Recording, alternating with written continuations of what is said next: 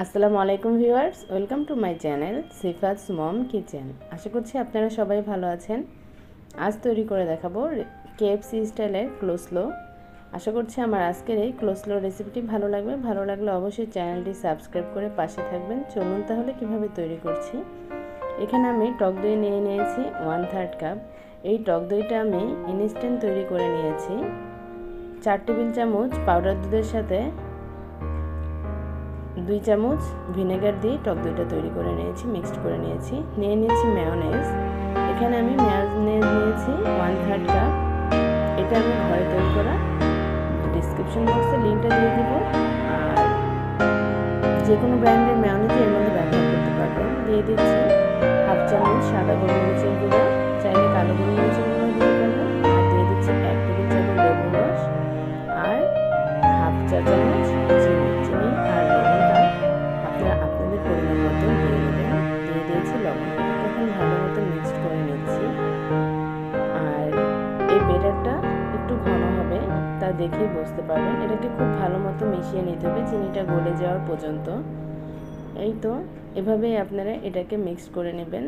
এই যে দেখে বুঝতে পারছেন এটার ঘনত্বটা কীরকম হবে। এখন আমি এর মধ্যে দিয়ে দিব বাঁধাকপি। এই বাঁধাকপিটা আমি মিহি কুচি করে নিয়েছি। আর এর মধ্যে কোনো পানি নেই, পানিটা ঝরিয়ে নিয়েছি। এর মধ্যে কিন্তু কোনো পানি থাকা চলবে না, তাহলে খেতে ভালো লাগবে না। এইখানে আমি 1 কাপ বাঁধাকপি আমি নিয়ে নিয়েছি মিহি কুচি করে।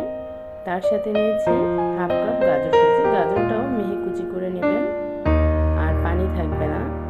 এই কোলেস্লোটা কিন্তু খেতে অসম্ভব মজার। এটা যে কোনো ফাস্টফুড আইটেমের সাথে খেতে ভালো লাগে। আর আমি এটা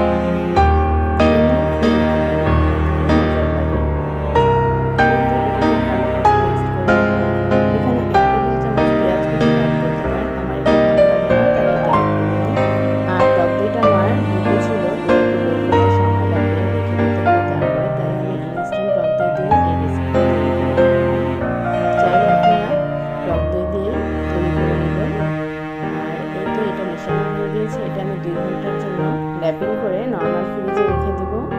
আর কোলেস্লোটা কিন্তু কেএফসিতে ঠান্ডা ঠান্ডায় পরিবেশন করে। এই তো 2 ঘন্টা পরে আমি ফিরে আসলাম। এভাবেই কোলেস্লোটা কেএফসিতে তৈরি করে খেতে কিন্তু অসম্ভব মজার লাগে। আজকের মতো বিদায় নিচ্ছি। ভালো থাকবেন, সুস্থ থাকবেন। আল্লাহ হাফেজ।